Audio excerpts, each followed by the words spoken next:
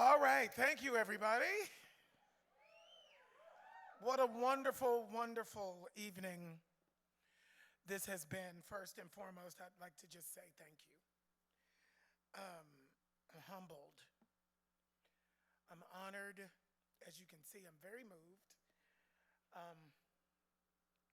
I don't spend a lot of time paying attention to myself for what I've done. I'm constantly putting one foot in front of the other and making sure that we move forward. So in these moments, I'm always grateful to be reminded. Thank you very much.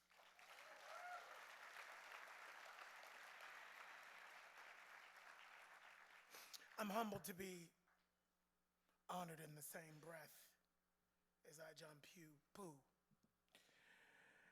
and this organization in general. Grateful to be here with you all. These spaces, I believe, are where the healing begins.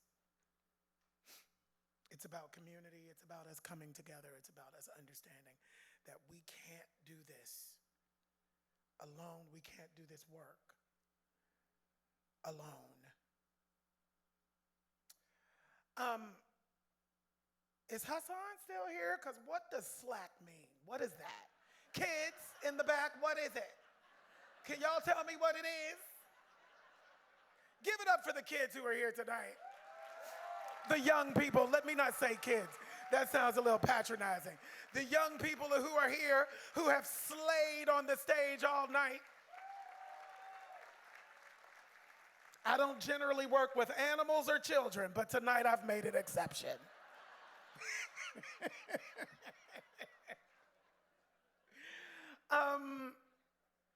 I just want to speak about, having gone to the BroSis building and, I was reminded of, I'm first generation post-civil rights movement. I'm going to be 55 years old this year. I was, thank you, black don't crack and I don't look like what I've been through. Yes, yes, yes. Yes, queen. Okay, so, let the children know, darling. So, I'm reminded of my childhood. I'm reminded, this organization reminds me of my childhood and the gifts that I received being the last generation to benefit from a government that cared about its people. Let me say that one more time. I'm the last of a generation of young people who benefited from a government who cared about its people. I didn't have no money. I didn't know I grew up in poverty until my stepfather died and I read his tax return. I didn't know it was abject poverty. Abject poverty is what I grew up in. I had a gift. I was blessed with a talent. There were angels in my life, and you can read about them in my book. There were angels in my life who saw the gift that God had bestowed upon me and put me in the right spaces so that I could be here as the human being that I am today. It would not have happened if there were not people like BroSis standing in the gap to make sure that I could succeed. I will never, ever, ever forget that. You can applaud that.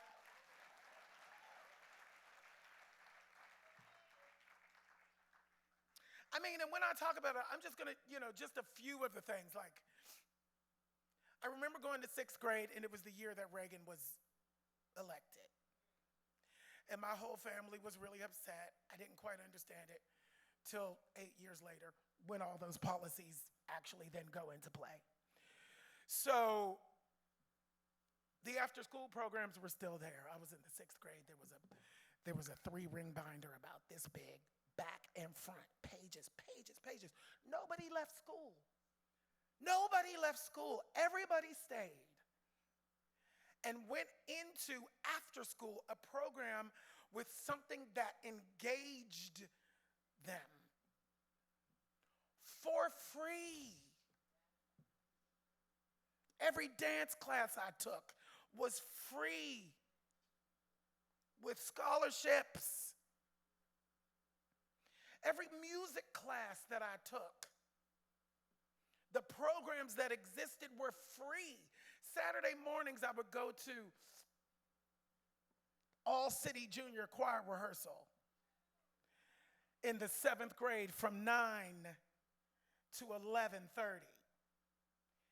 And then I was accepted into a high school program called Center for Musically Talented that I then took the bus and went to from noon to 5 in the afternoon.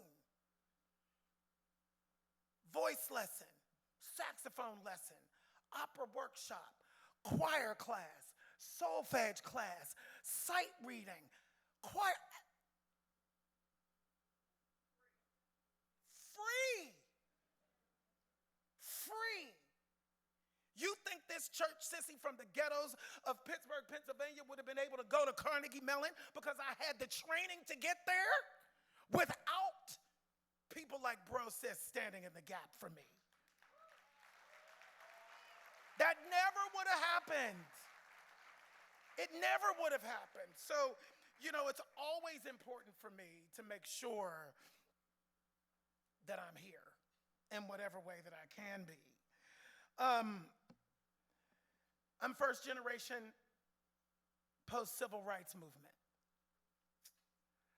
And then in 1985, I came out as gay and went straight to the front lines to fight for our lives during the AIDS crisis.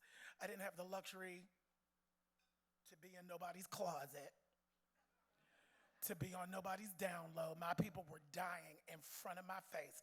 I lost my first friend when I was 16 years old. I had lost more friends than my 85-year-old grandmother when I was 21 years old. We had to fight. The only thing I know is the fight. The fight for justice, the fight for equality. It's the only thing I know. It's in my blood, it's in my DNA. And when I got here to New York City, it was Broadway Cares, Equity Fights AIDS, and the Actors Fund who taught me and an entire generation how to activate. I am so grateful for them. I am so grateful to have been in the space and in the position to learn and grow from those organizations so that I can stand in front of you today, once again, as the human being that I am. I'm just so grateful for that. So I want to be very clear about my positioning in this space. Oh, my notes went somewhere else, sorry. Hold on. Okay. I've never really seen myself as a leader in this space. I'm not a community organizer, activist leader. I always felt like one needed to have those roots. I'm not a lawyer. I'm the glossy part. I'm the glossy part. Let's be real, please, and I have no delusions of grandeur about it. I don't. It's the folks at BroSis and other organizations like this with boots on the ground leaders who show up and show out every day for those who continually live the change that we want to see. I'm living it.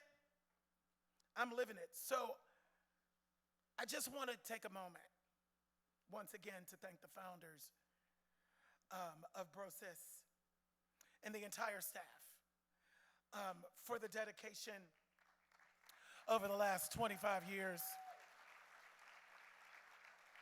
to making a change and a real difference in the world, in a safe place for us all.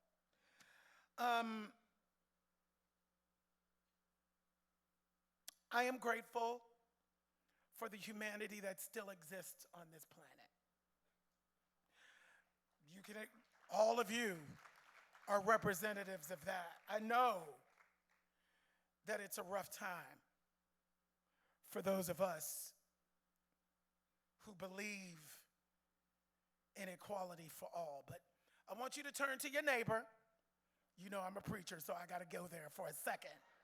I want you to turn to your neighbor and say, fear not, the change has already happened.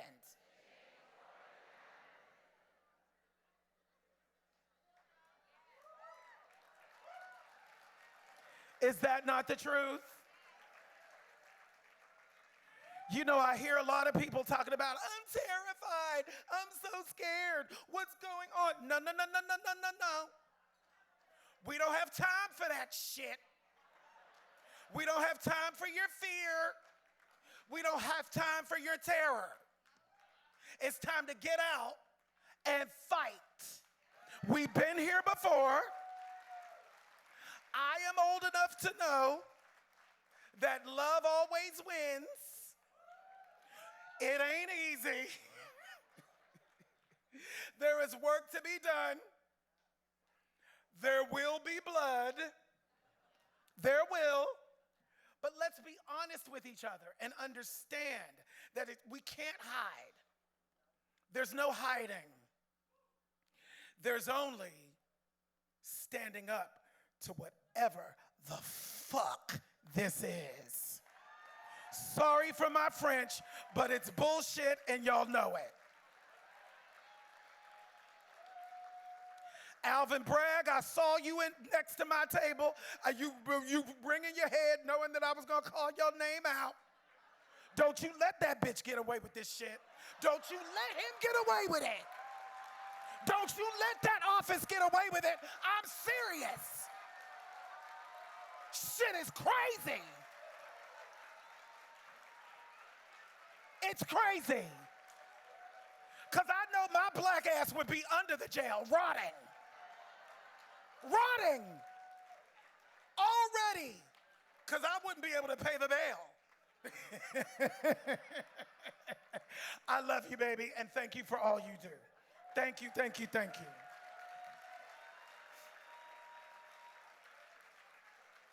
I'm an artist, so the only way that I can show up is through my art. And Toni Morrison says this is precisely the time when artists go to work. There's no time for despair, no place for self-pity, no need for silence, no room for fear. We speak, we write, we do language. This is how civilizations heal. I want to dedicate this award to my mom, who we just lost this past February. The loss is still very raw in my sister and I, who's here also today. And what I'm most grateful for with my mother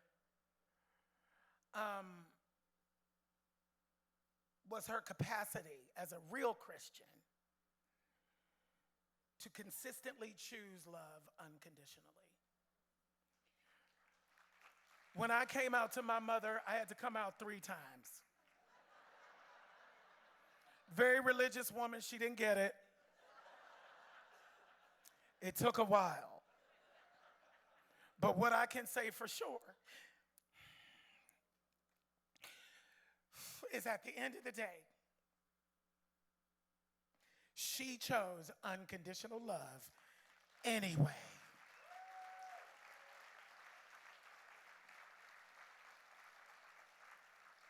People always ask me who my hero is, thinking I'm going to say somebody like Oprah or Michael Jackson or Whitney Houston or Mahatma Gandhi. No, my mother is my only hero. She lived in a disabled body that betrayed her for her entire life. The last 8 years of her life were spent at the Actors Fund nursing home with no mobility at all. The only thing she wanted for me and my sister was to show up and show out for the world with unconditional love, no matter what. This is for my mom.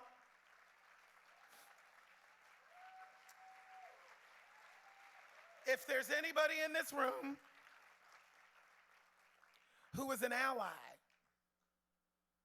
but has fear of speaking, I don't know what's going on right now, but there's something in the zeitgeist through whatever it is that our government is doing that's making a lot of people fear speaking out. I don't know what that is. Whatever happens, when the shit hits the fan, they're coming for us to take us wherever it is that they're going to take us, whether we speak out now or not. So what side of history are you going to be on? Silence equals death. Period. Period. No more silence. Tell all your friends, tell all your family, whoever it is, there is no room for silence anymore. They are not silent. They are not silent. Speak up. Speak the truth to power and make a difference. Period. All right, I'm almost done.